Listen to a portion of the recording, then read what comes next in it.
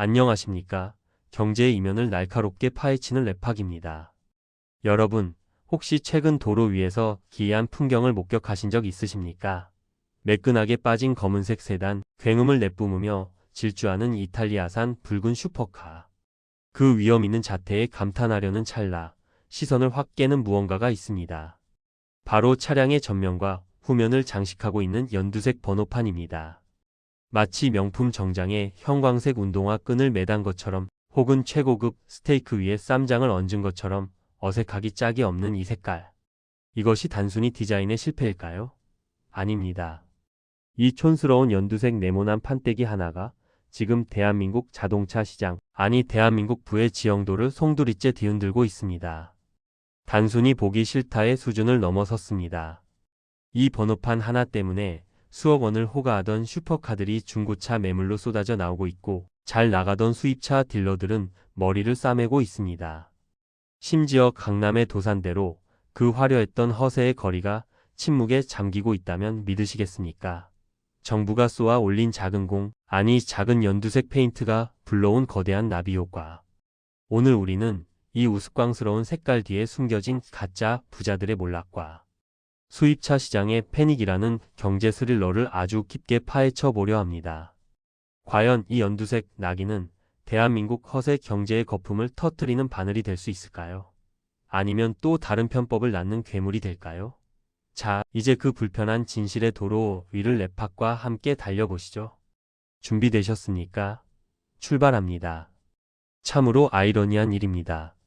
자본주의 사회에서 차별화는 곧 특권을 의미하곤 합니다. 남들이 갖지 못한 색깔, 남들이 달지 못한 표식은 보통 부와 권력의 상징이 되죠. 그런데 대한민국 정부가 내놓은 이 연두색 번호판은 그 문법을 완벽하게 배반했습니다. 정부의 의도는 명확했습니다. 법인 명의로 비싼 차를 사서 사적으로 유용하는 사람들, 이제 눈에 띄게 해주겠다는 것이었죠. 8천만 원 이상의 법인 차에는 예외 없이 연두색 번호판을 부착하게 했습니다. 그런데 여기서 역설이 발생합니다. 진짜 부자들, 즉 수십억 원의 자산을 가진 찐부자들에게 이 연두색 번호판은 사실 아무런 타격이 없습니다. 오히려 나는 회사를 운영하는 오너다. 나는 이 정도 고가의 차량을 법인 비용으로 굴릴 능력이 있다는, 또 다른 과시의 수단이 될 수도 있다는 우려도 있었죠. 하지만 현실은 달랐습니다. 이 연두색은 성공의 훈장이 아니라 절세의 족쇄, 심지어는 가난한 회장님이라는 비아냥의 대상, 일명 주홍 글씨가 되어버렸기 때문입니다. 주말 골프장에 연두색 번호판을 달고 나타나면 회사 차 끌고 놀러 왔네라는 수군거림을 감수해야 합니다. 백화점 발레 파킹줄에서 연두색 번호판이 보이면 사람들은 저거 세금 안 내려고 법인으로 샀구만이라며 색안경을 끼고 봅니다. 이 심리적 타격감 생각보다 엄청납니다. 한국 사회 특유의 체면, 문화를 정확히 가격한 것이죠. 그런데 말입니다. 이 심리적 불편함이 단순히 개인의 쪽팔림으로 끝났다면 경제 이야기가 아니겠죠. 이 쪽팔림을 피하기 위해 시장이 기형적으로 비틀리기 시작했습니다. 그리고 그 비틀림의 틈새에서 우리는 예상치 못한 경제적 붕괴의 조짐을 발견하게 됩니다. 도대체 8천만 원이라는 기준선 아래에서 무슨 일이 벌어지고 있는 걸까요? 그리고 이 기준선을 넘은 자들은 어떤 선택을 하고 있을까요? 이 거대한 눈치게임의 서막, 그 뒤에는 더 충격적인 숫자들이 숨어 있습니다. 시간을 조금만 거슬러 올라가 봅시다. 연두색 번호판이 도입되기 전 대한민국은 그야말로 무늬만 법인차의 천국이었습니다. 길거리에 돌아다니는 람보르기니, 페라리, 벤틀리. 그중 80% 이상이 법인 명의였다는 통계 들어보셨을 겁니다. 회사를 운영하는 대표님들이 업무를 위해 슈퍼카가 필요했을까요? 4초 만에 시속 100km을 돌파하는 성능이 바이어 미팅에 늦지 않기 위해 필수적이었을까요? 당연히 아닙니다. 이것은 합법을 가장한 거대한 조세 회피 카르텔이었습니다. 법인 명의로 차를 사면 차량 가격은 물론 보험료, 기름값, 수리비까지 모두 비용으로 처리할 수 있습니다. 법인세는 줄어들고 대표 개인은 자신의 돈 한 푼 들이지 않고 수억 원짜리 장난감을 굴릴 수 있었던 것이죠. 심지어 가족들이 타는 차까지 법인으로 뽑아주는 경우도 비일비재했습니다. 마트 가는 사모님의 포르쉐, 대학생 아들의 벤츠가 모두 회사의 업무용 차량으로 둔갑해 있었던 겁니다. 이것이 가능했던 이유는 간단합니다. 번호판이 똑같았기 때문입니다. 흰색 번호판을 달고 있으면 이것이 내 돈 주고 산 건지 회사 돈으로 산 건지 아무도 알 수가 없었습니다. 익명성이 보장되는 꿀단지였죠. 이 달콤한 시스템 덕분에 한국은 인구 대비 최고급 럭셔리카 판매량이 세계적으로 손꼽히는 나라가 되었습니다. 수입차 브랜드들에게 한국은 봉이자 노다지였습니다. 그들은 한국의 기형적인 법인차 문화를 등에 업고 매년 사상 최대 실적을 갈아치웠습니다. 하지만 좋은 시절은 영원할 수 없는 법. 정부가 칼을 빼들었습니다. 8천만 원 이상 법인 승용차 연두색 번호판 의무화. 이 한 문장이 발표되자마자 강남의 딜러샵 전화기에는 불이 났습니다. 차를 사겠다는 전화가 아니라 계약을 취소하겠다는 혹은 어떻게든 이 규제를 피할 방법이 없냐는 다급한 문의들이었죠. 과연 그들은 어떤 꼼수를 부리기 시작했을까요? 여기서부터 진짜 인간 군상의 민낯이 드러납니다. 올해 1월 제도가 시행되자마자 시장의 반응은 즉각적이고 잔인했습니다. 국토교통부의 데이터는 거짓말을 하지 않습니다. 올해 상반기 8천만 원 이상의 수입 법인차 등록 대수가 작년 동기 대비 급감했습니다. 벤틀리, 롤스로이스 같은 초고가 브랜드의 법인 등록은 반토막이 났습니다. 자, 이게 무엇을 의미할까요? 진짜 업무용으로 회사의 품격을 위해 롤스로이스가 필요했던 기업들은 여전히 구매를 했을 겁니다. 번호판 색깔이 바뀐다고 기업의 본질적인 필요가 사라지지는 않으니까요. 즉, 사라진 수요의 대부분은 남의 눈이 두려운 가짜 수요였다는 것이 증명된 셈입니다. 특히 재미있는 현상은 다운사이징입니다.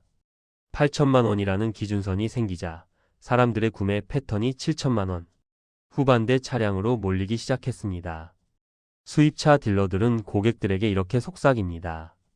사장님, 이 모델은 할인을 받으면 7,990만 원에 맞춰드릴 수 있습니다. 연두색 번호판 안 다셔도 됩니다. 이게 무슨 코미디입니까? 차의 성능이나 디자인보다 번호판 색깔이 구매의 결정적 요인이 된 것입니다. 심지어 일부 카푸어나 무리해서 법인을 운영하던 가짜 부자들은 아예 신차 구매를 포기했습니다. 연두색 번호판을 달고 동창회에 나갔다가는 너 회사 돈으로 차 굴리냐? 라는 소리를 듣기 싫으니까요. 그들에게 차는 이동수단이 아니라 자신의 성공을 증명하는 트로피였는데 그 트로피에 법인이라는 딱지가 붙으니 가치가 0이 되어버린 겁니다. 이탈 현상은 가속화되고 있습니다. 리스사들은 울상입니다. 고가 차량 리스 문의가 뚝 끊겼기 때문이죠. 하지만 여러분, 여기서 끝이 아닙니다. 신차 시장이 얼어붙은 것보다 더 큰 문제가 터진 곳이 있습니다. 바로 이미 풀려버린 차들이 모이는 곳, 중고차 시장입니다. 다음 장에서 우리는 중고차 시장에 떨어진 핵폭탄에 대해 이야기해야 합니다. 인간의 욕망은 규제보다 빠르고 시장은 언제나 쥐구멍을 찾아냅니다. 8천만 원 이상이면 연두색을 달아야 한다.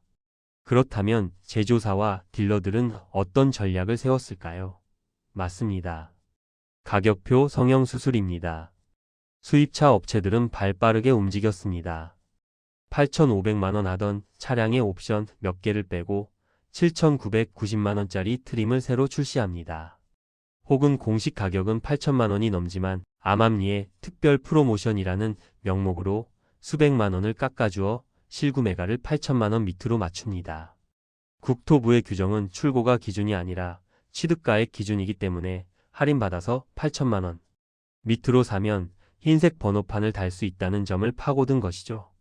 지금 수입차 매장에 가보면 연두색 번호판, 면제 가능 모델이라는 문구가 딜러들의 핵심 세일즈 포인트가 되었습니다. 심지어 일부 고가 차량의 경우 다운 계약서 의혹까지 제기되고 있습니다. 차량 가격의 일부를 다른 명목의 용역비로 돌리거나 현금으로 페이백해주는 방식 등 과거 부동산 시장에서나 볼 법한 불법적인 관행들이 자동차 시장으로 옮겨 붙을 조짐마저 보이고 있습니다. 이것은 무엇을 의미할까요? 정책의 취지였던 사적 유용 방지는 온데간데없고 흰색 번호판 사수 작전만이 남았다는 겁니다. 7,900만원짜리 차는 법인으로 사서 개인적으로 써도 되고 8,100만원짜리 차는 안 된다는 논리가 되어버린 셈이죠. 이러한 풍선 효과는 중저가 럭셔리 시장을 기형적으로 팽창시키고 있습니다.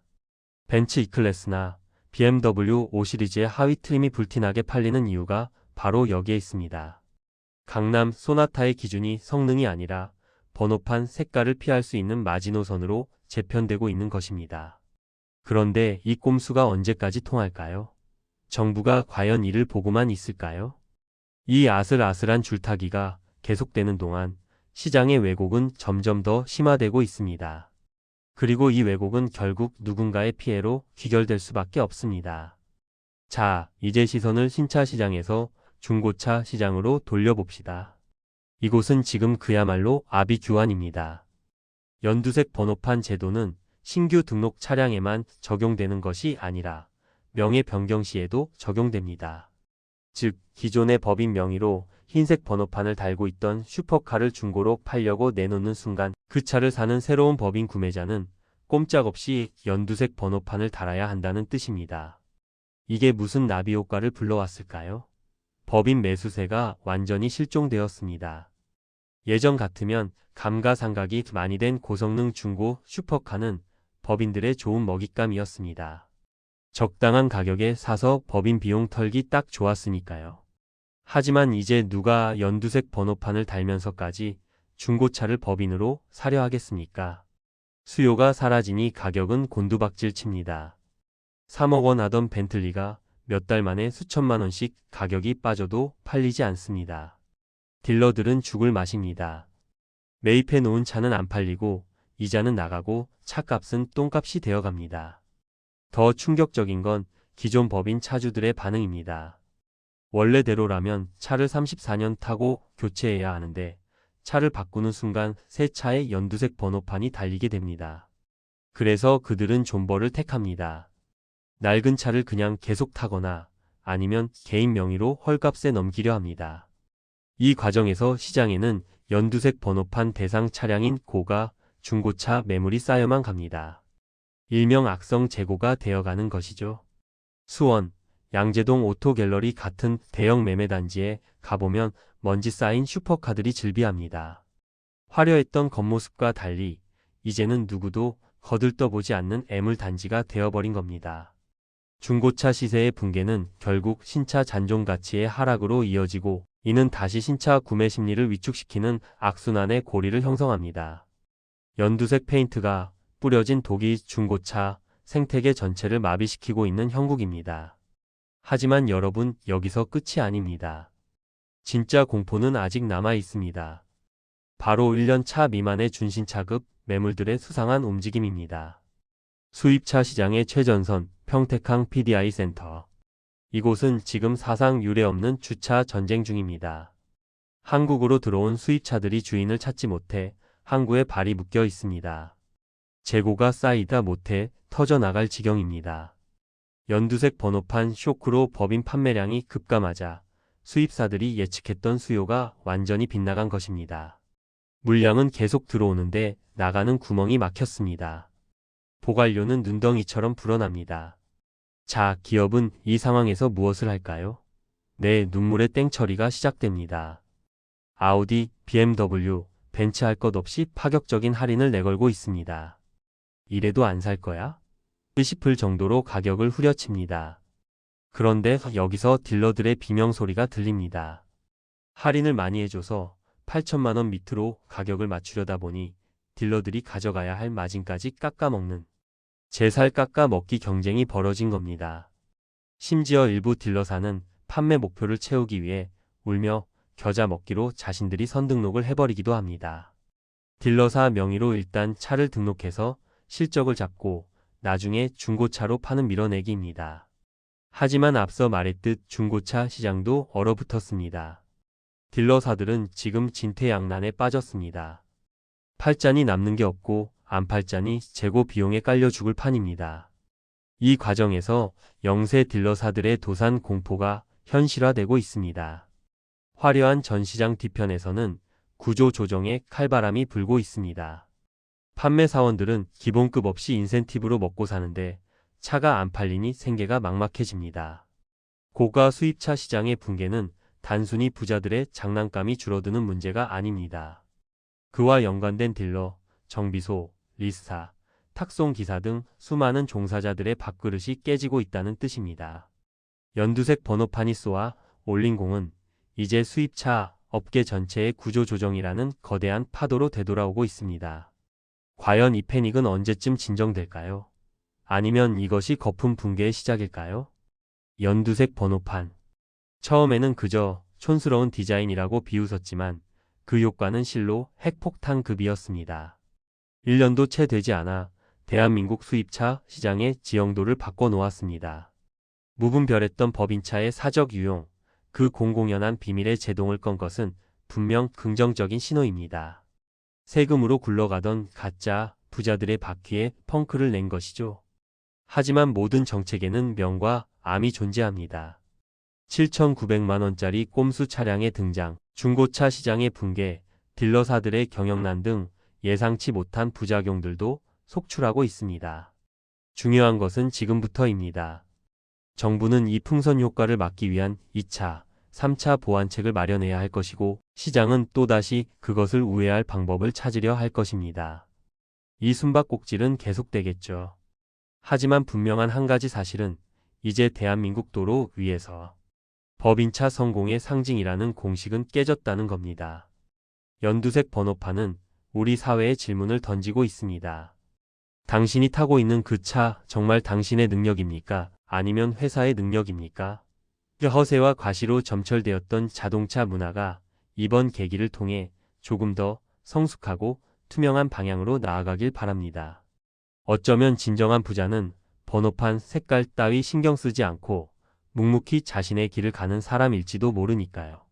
오늘 LABPARK 준비한 연두색 번호판의 나비 효과는 여기까지입니다. 여러분은 도로 위의 연두색 번호판을 보며 어떤 생각이 드십니까? 통쾌하십니까? 아니면 과도한 규제라고 생각하십니까? 여러분의 날카로운 의견을 댓글로 남겨주십시오. 오늘 영상이 유익하셨다면 구독과 좋아요 부탁드립니다. 저는 더 흥미로운 경제 이면의 이야기로 다시 돌아오겠습니다. 감사합니다.